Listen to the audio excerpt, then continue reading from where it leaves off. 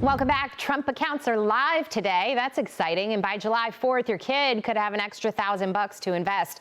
The Trump Accounts app is available in the Apple and Google App stores. It was built by Robinhood and Bank of New York Mellon. Any child with a social security number can open one up. Kids born, or their parents, obviously, kids born between 2025 and 2028 who are U.S. citizens get a $1,000 seed contribution from the federal government. First deposits are going to begin on Independence Day, July 4th. Parents, family members, even employers can contribute each year. So through compound investing, these accounts could be worth millions in time.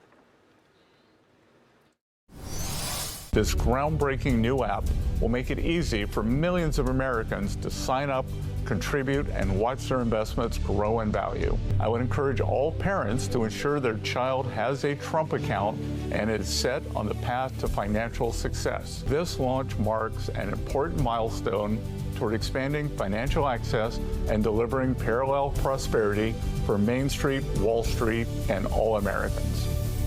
Okay, so I really love this. You get this account, you've got $1,000. You can invest in individual stocks or buy the S&P, Jonathan.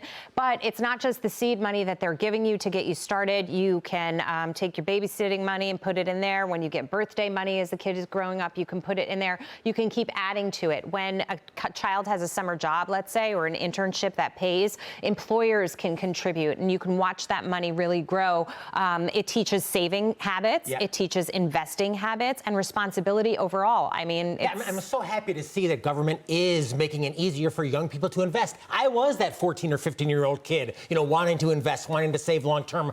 What annoys me a little bit about this is that seed money. I mean, $1,000 ostensibly comes from taxpayers, I would assume. Where does that money come from? I wonder if it's teaching kids that, they get necessarily a handout from government. I'd rather see it come from maybe babysitting or running a lemonade stand or something like I did when I was a kid. Some of it came from tax, but some of it came from... Some of it was donated. No, right, but anything to get people started earlier and to understand, Jackie, to your point, the benefit of long-term compound interest, that's gold in my book. Here's the place where I get stuck, Brian, and this is the hard question, so I'm coming to you. Where I get stuck is that the left is always crying, we need to tax the rich more. They're not paying their fair share. They have access to the markets, and we don't. Now, after COVID, many more people have access to the markets than they ever did through some of these apps. Robinhood is a great example. People are trading, kids are trading, Gen Z. And now Trump is giving you this opportunity with these accounts. What is their next argument about how it's rigged as a system and it's not fair going to be? With this one, they'll probably say, well, rich people will contribute money to these accounts, and their accounts will grow. And if you're poor, you'll get your $1,000 if you're born between 2025 and 2028, and that's it. And it'll be worth diddly squat. So the idea is because some people will use it more than others, it's bad all around. Look, I'm sympathetic to the argument about the $1,000 seed money. I agree. That's borrowed money that we're putting in these accounts, and I received that.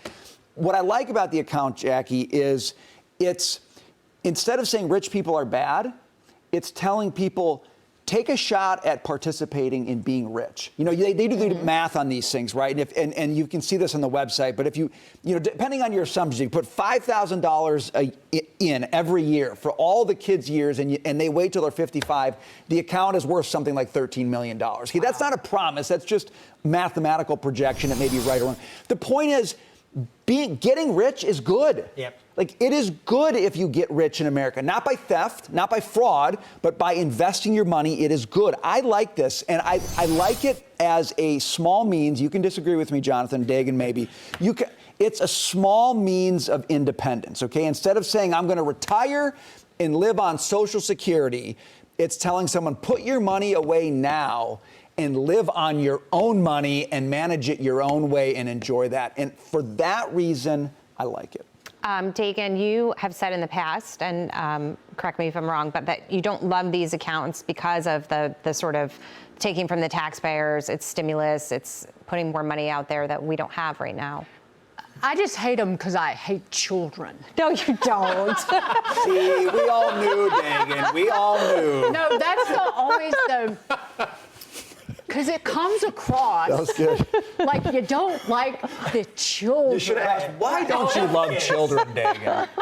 So what are you saying to young people in America about financial planning when you are $39 trillion in debt. You are running a $2 billion budget deficit. That is $2 billion beyond your means that you're living. That's what you have to borrow every year as a government just to keep the lights on. Did you say $2 billion budget deficit? $2 trillion. $2 trillion. That'd be great if it was $2 billion. How did I get that mixed up? So $2 trillion this year, roughly. $104 billion a month just in interest on the existing debt. So on top of that, you're going to go out and borrow more money to give it to kids, some of whom don't need it. There's no income requirements at all for the families. So that's what you're going to do. It's not that much money. I think in total it's $13 billion. It's just babies born between 25 and 29. It's just a one-time payment, some one-time seed money. Who on planet Earth thinks this is a one-time deal that only applies to children born between these years? No, this is the new universal basic income foundation that President Trump and his ilk just laid, and the Democrats, all they're going to do is blow it out, expand it, and rename it, because, of course, anything Trump. You don't think they're going to stick with Trump accounts? See, if it's not extended, then it's terribly disadvantageous to future generations that won't get that $1,000. No, they'll extend it and change it, but this is a new entitlement, mark my words, at a time when the ones we have are broke. Taylor always cheerleads for this because her daughter will be entitled to it, but your kids are not. No, what do you I think? missed it. I missed it. And I think I'm still behind it, despite Dagan's excellent points. And I don't know about extending it or making this a new entitlement. I might have some thoughts if we cross that bridge when we get there. But as it stands right now, this one-time investment of $1,000 from the government, like you said, my research shows that it will cost around $13 billion as well. Look, I think it's worth it just to give some folks maybe that otherwise wouldn't have exposure to the markets a shot. You know, there's still, I think the estimate is that roughly like 40% of Americans are not invested. So I understand that maybe there's people that are going to get this that don't really deserve it. They don't need a help. They don't need a leg up. But a chance to give people, I don't know, exposure when they don't have it already, education when they're missing it already, kids a shot to have. Gosh, they don't have to invest another dime, and it's like $5,000. But let's see by the time they're 18. In 3 years what low-income families have done with this $1,000. Do they do anything with it? Do they even invest it and buy a stock or the S&P? Or does it just sit there and get wasted? Because if you don't have the tools or the understanding of how to approach the market, then you're not necessarily going to know what to do with this. I'm curious to see how this little experiment turns out. Why is this the government's job? Stop looking to the government for incentives.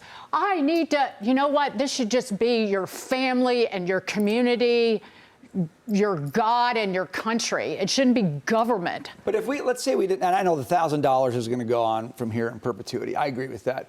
If you took out the $1,000 part of it, would you have a complaint with it? I was going to say that. I mean, give them a tax-free structure where if they want to put their babysitting money in it or an employer wants to contribute like a 401k, then you take that money and you do something with it. Those who are incentivized to do that will do it. And those who just never were going to benefit from this in the first place, there shouldn't be any ceiling on how much you can put in a retirement account. That's also There are true. caps across. The way that retirement saving and investing is structured in this country is a goulash of nightmares. It is impossible to figure it out. They need to simplify it for the people who actually need that money. Right, I mean, like people who are close to retirement age. Well, and there already exists some accounts that basically affect giving money to children to let them save and accumulate, UGTA accounts, for example. But what I worry about is the $1,000. Look, if you're given that money, you don't get the self-esteem of actually earning it yourself, of having to go out and make that babysitting money or doing whatever you have to do as a young person to start on that journey. But in terms of teaching them the long-term impact of investing in America, spot on. And 529s help the parents, so there are some structures.